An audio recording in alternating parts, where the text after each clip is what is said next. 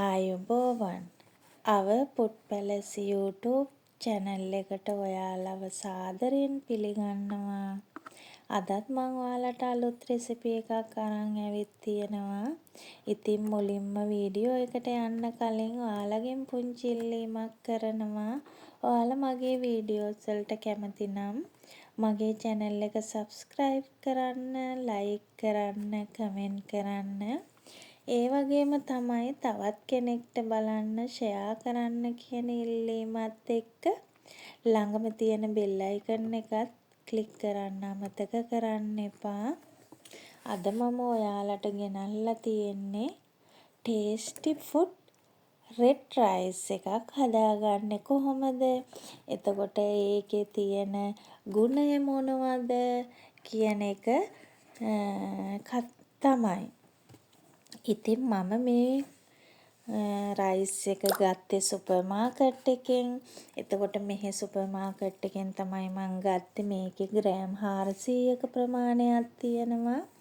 ඉතින් ඒ වගේම මේක හැබැයි ටිකක් මිල අධිකයි. මේ ග්‍රෑම් 400ම මෙහි ඩුබායි වලින් දිරහම් 10යි 99ක්. කියන්නේ දිරහම් 11ක් වගේ මට වුණා ග්‍රෑම් 400ට. ඉතින් මේක බලන්න හොඳට සීල් කරලා මේක හුලන්න වදින විදිහට තමයි මේ රයිස් එක ඒගොල්ලෝ බොටල් කරලා තියෙන්නේ. ඉතින් මම මේ බොටල් එක ඇරලා මුලින්ම මම කරගන්නේ මේක පෙඟෙන්න ටික වෙලාවක් තියෙනවා. මොකද මේ රයිස් එක බලන්න අර වෙන රයිස් වලට වඩා ගොඩාක් හයියයි. දැන් තව වෙන රතු හාල් තියෙනවා, රෙඩ් රයිස් තියෙනවා. නමුත් මේක ඊට වඩා වෙනස්. මේක ගොඩාක්ම හයියයි. හරිම හයියයි මේක.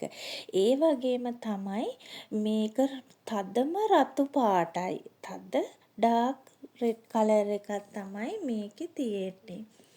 ඉතින් ඒ වගේම තමයි දැන් අපි වෙන හාල් රෙඩ් රයිස් අරගෙන අපි සෝදනකොට ඒකේ ඔක්කොම කලර් එක යනවා.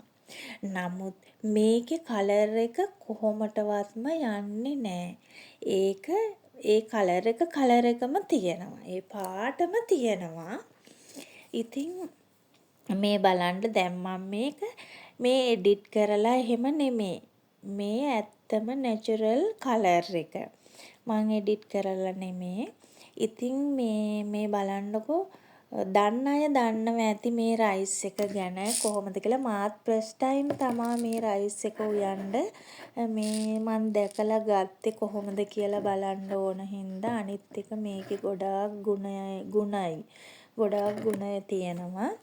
එතකොට ඒක නිසා තමයි මම උයලා කන්න ඕන කියලා අරගත්තේ. ඉතින් මම මුලින්ම ඊට පස්සේ මේක වතුර එකකට දාලා වතුර එකේ ගොඩාක් කියන්නේ මම තිබ්බා විනාඩි 30ක් විතර. මේ බලන්නකො ඒ කලර් එක හෙල්ලෙන්නේවත් නෑ. ඒ විදිහටම තියෙනවා. ඉතින් විනාඩි 30ක් විතර තමා මන් තිබ්බේ. තියලා මේක හැබැයි මේ ප්‍රෙෂර් කුකර් එකෙත් උයා ගන්නවා. නමුත් මට ප්‍රෙෂර් කුකර් එකක් නැති නිසා මන් රයිස් කුකර් එකේ තමයි හදාගත්තේ. ඉතින් මේක උයනකොට හොඳට බත්තට තැම්බෙනකොට මේක බත්තට පුපුරනවා. ඒ බත් ඇටේ සම්පූර්ණම පුපුරනවා. ඉතින් ඊට පස්සේ බත් එක හොඳට තැම්බුණාට පස්සේ මේ බලන්නකෝ. දැන් මේ බත් එක තව වතුර ටිකක් තියෙනවා. මේ වතුර සේරම හිඳුණාට පස්සේ මට කියන්න අමතක වුණා. මේකට ලුණු ටිකක් එකතු කරගන්න ඕන. ගොඩාක් එකතු කරගන්න එපා. රස අනුව පොඩ්ඩක් ලුණු එකතු කරගෙන ඊට පස්සේ මේකේ තියෙන ඉතුරු වතුර ටිකත් හිඳුණාට පස්සේ හිමීට බාලා ගන්න ඕන. ඕම් බලන්නකෝ දැන් අපේ රයිස් එක කොහොමද කියලා. මේ දැන් අර බත් ඇටේ සම්පූර්ණ පුපුරලා තියෙන්නේ. ඉතින් හරිම ගුණයි මේක.